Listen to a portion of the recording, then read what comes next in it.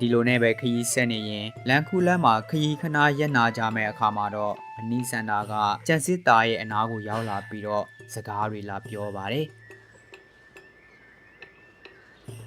ရေစီးသားတွေကြားနေရတယ်ရေတကွန်ရှိမှန်ထင်တယ်နော်လိုက်ဖို့ပေးပါလားနောင်ကြီးကျန်စစ်သား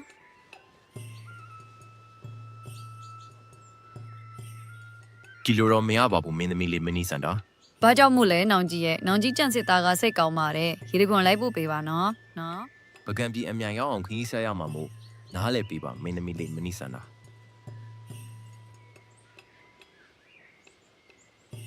နန်ရီနဲ့မှလည်းဘင်းသမီးတော်လေးဆိုပြီးတော့ဘယ်မှလည်းမသွားခဲ့ရဘူး။အခုလည်းတပါဝါအလှတွေတွေးကျင်ပါတယ်ဆိုတော့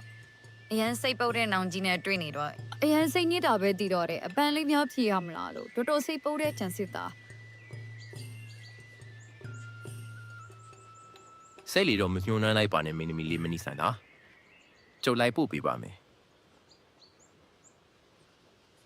အဲ့ဒါကြောင့်ပဲနောင်ကြီးကြန့်စစ်သားကိုကြိတ်ပြီးသဘောကျနေမိတာပေါ့တကယ်တော့ကျမကနောင်ကြီးကြန့်စစ်သားဥဒ္ဒါတိုက်ပွဲမှာအနိုင်ရပြီးအောင်ပွဲခံကြတဲ့ကမြင်မြင်ချင်းချစ်မိနေခဲ့တဲ့သူပါ မင်းသမီးလေးမနီစန္ဒာရဲ့အကြည့်နဲ့အပြောတွေထဲမှာကျွန်တော်ကြံစစ်သားရင်ခုန်နေမိပြီဆိုတာကိုဝန်ခံကျင်ပါတယ်ဒါပေမဲ့ဘရင်ဘန်ဒါကိုတော့မထိပါဘူးအတွက်